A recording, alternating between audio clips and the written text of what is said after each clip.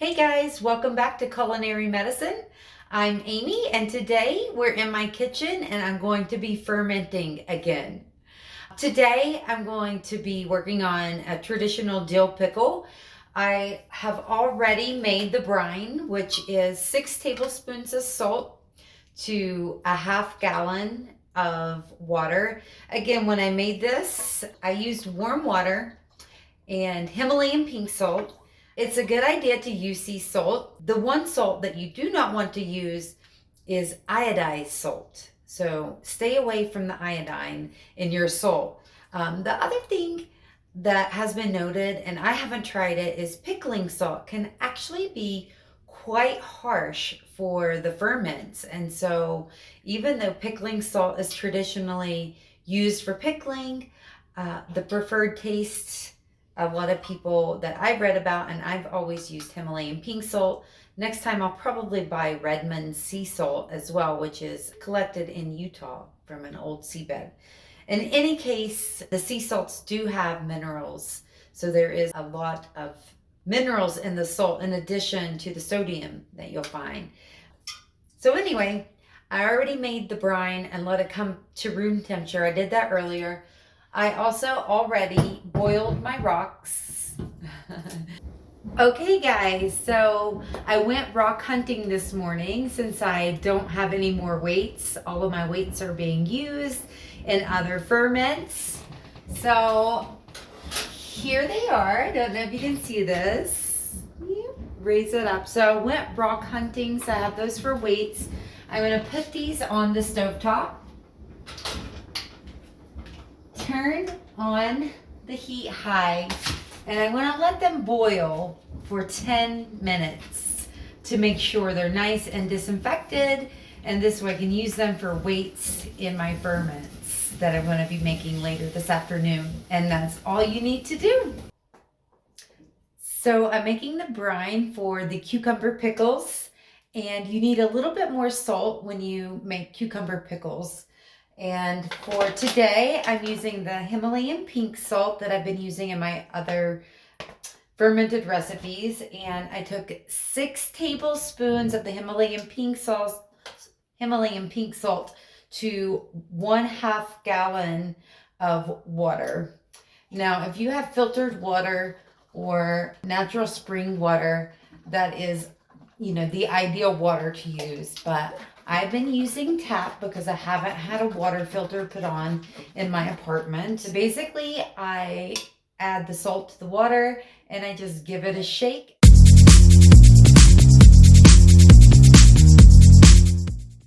So to get started, for a traditional pickle, I have this pickling spice and it's organic.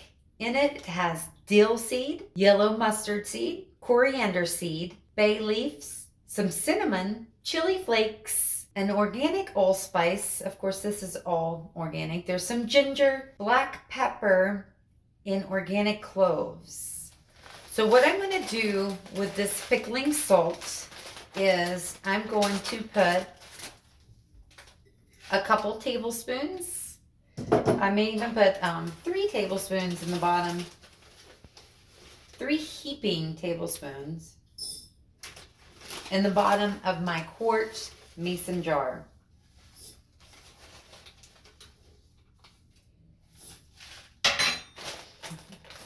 Okay, the next thing that's going to go in, and I bought 2 of these. This is dill, fresh dill. So again, organic when possible. I understand it's not always possible. A good idea would be to grow your own, which I intend to do this summer on my balcony. So you just stuff this right in the bottom, right? So already we're taking up some space in here. And for my cucumbers, I had to slice the skin off this one to get the glue. Couldn't get the glue off. So probably half these, and then cut them in quarters for spears. And then I have these non-organic cucumbers that I picked up as well. which I hope to play with in a creative batch of pickled cucumbers. But this is just a traditional dill pickle. So the next thing I'm going to do is crush some garlic and slice a little bit of onion for some extra flavor. So I'm going to go ahead and do that. And then speed up the video while I'm doing that.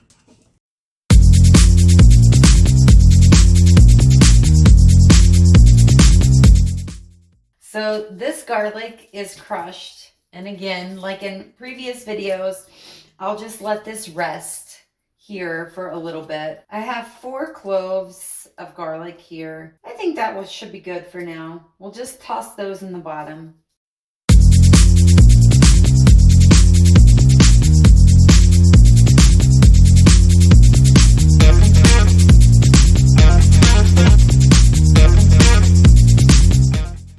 And that'll just go right in the bottom with the garlic.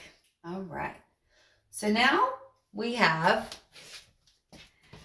our seasoning, which is our pickling seasoning, fresh dill, fresh garlic, and some fresh onion.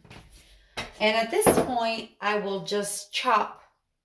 I'm going to, again, like I said, cut these in half.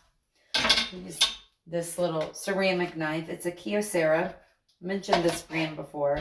And then just quarter these so that I can have pickle spears.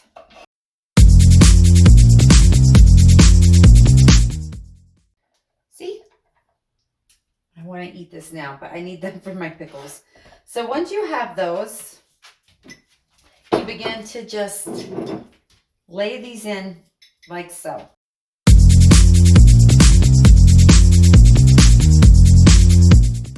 I may not actually have room for all of the spears, which means I will have room, or I will have extra cucumber to do a fun batch, maybe 2 fun batches.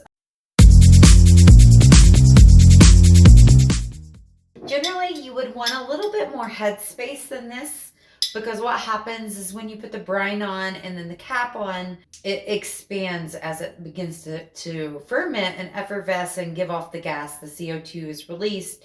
And I do have one of the easy fermenter lids, but what will happen is that brine will come out through. It doesn't really bother me. A good idea is to, if it, is to put it in a baking sheet to protect your countertops. So I have this jar full now. I could probably stuff 1 more spear in here, maybe. So yeah, I got 1 more spear. So now we have this nice stack of the spices for the pickling, fresh dill, fresh onion, fresh garlic, and our cucumbers, which are speared. And I'm just gonna pour the brine over now. You don't want air, and you can already see like air bubbles coming up. And so again, I have a butter knife to get the air out of that. So I'll be right back. Okay, I have a butter knife. Sugar that in there and air comes out, and I'll just sugar it around to help, and tap on them as well. And so there's a lot of air still popping up in here from spaces, whether it's and those little mustard seeds coming from there and the dill. So lots of little places for the air to hide. A lot of people in recipes call for grape leaves to be added.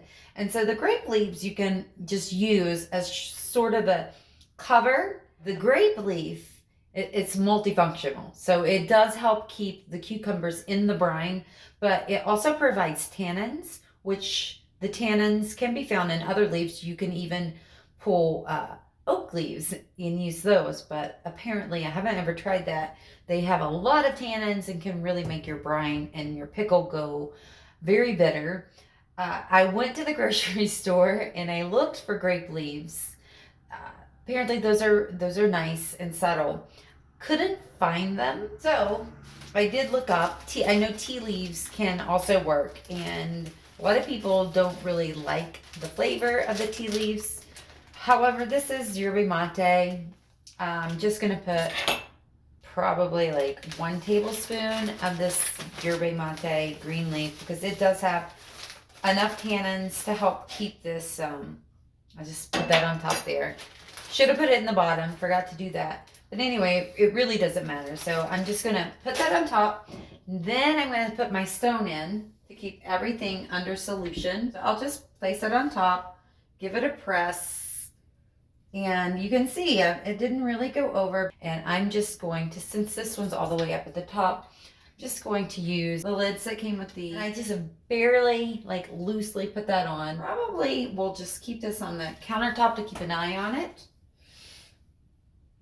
So let's do that again. Here we are again with our mason jar, our pickling spices, 3 tablespoons of that. I'm gonna put 1 tablespoon of the yerba mate. Again, that's to help keep the pickles crispy, right? I want a crispy pickle. The next thing that will go in will be the garlic, the onion, and the dill, and then the pickles, and then I'll pour the brine over. So I'll go ahead and do that.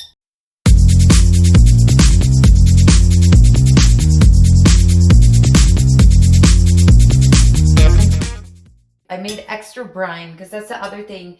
The brine will, as it effervesces, there will be some evaporation, and you just need to make sure that you keep that topped off while it's fermenting. Especially in that first week, you'll tend to see a lot more of that. Okay, I'm back, and I cleaned up my mess a little bit.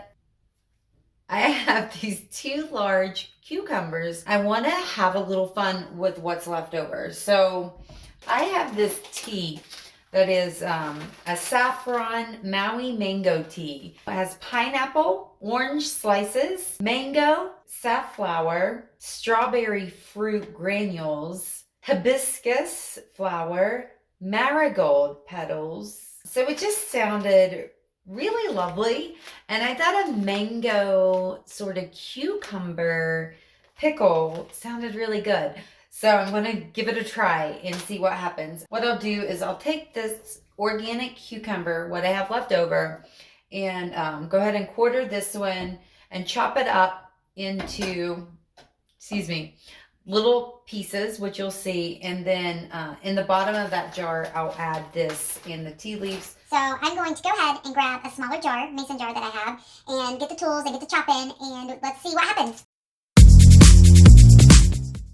Okay, so I have my smaller mason jar. I'll take a teaspoon of the yerba mate tea leaves. I'm going to add probably a tablespoon, maybe a tablespoon and a half of the Maui Mango tea. I'm excited to try this one. This might be, I'll just do like 1 heaping tablespoon, maybe a little bit more.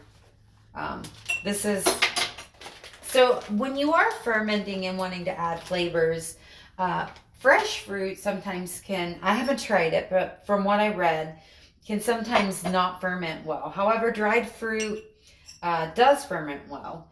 And so we have that in the bottom now. I'm going to just chop up the cucumber and stack it in there and then pour the brine over. Okay, I went ahead and quartered those and then cut them in little chunks. I don't know if you can see that. Here you go. Yeah, so little wedges. I cut them in little wedges, stack them in. So I'm going to pour the brine in, and I'm going to teach you a trick. Another way that you can weight down your ferments to keep them under solution is to use a Ziploc bag. So if you use brine, a little bit of brine in the bag, then that can act as a weight. And if something happens that it pops open, you should use brine and not just water. Then you won't ruin the brine by having it watered down. I'm just going to have to try to pour into this little bag without making a mess. When I seal it, it doesn't have air pockets in the bag. Right on. So now I have a bag of brine, which I will just pop right on top of this. And then I'll pour just a tad bit more brine in on top. And there you have it. So that little bag of brine sits right on top of those cucumbers, keeps them pressed into the solution. It looks beautiful. I'm really excited about this ferment. I think it'll taste really good. Here's the lid. So again, I'm just going to put this on very lightly, and I'm just going to set this over here now. Okay, so the next one that I want to try is Palm Beach Punch tea. It has apple, hibiscus, carrots, orange slices, lemongrass, eucalyptus, red beet. I'll put 3 tablespoons of this tea in the bottom. So now I'm going to chop the pickles up and I'll just place them in. So I'll get to chopping.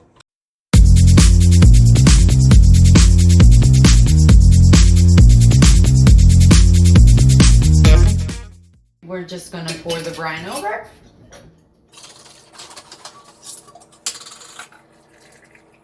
We'll need to weight those cucumbers down after I get the air out. Lots of air coming out of this one. Lots of little places for pockets of air. So I think I'll try to weight this one with a stone. Yep, this stone is perfect for this job. I have one easy fermenter lid. I'm going to go ahead and use that one on this one. And one more cucumber. So I don't want my cucumbers to go bad. I'm just going to pickle them all.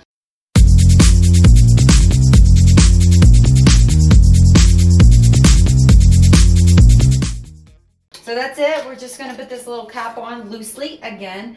And now I have 4 quarts of pickles going, 2 traditional dill pickles, and then some creative, fun, fruity pickles. So guys, comment below what you think. If you've tried any other recipes, comment below. If you tried these recipes out, let me know how they turned out.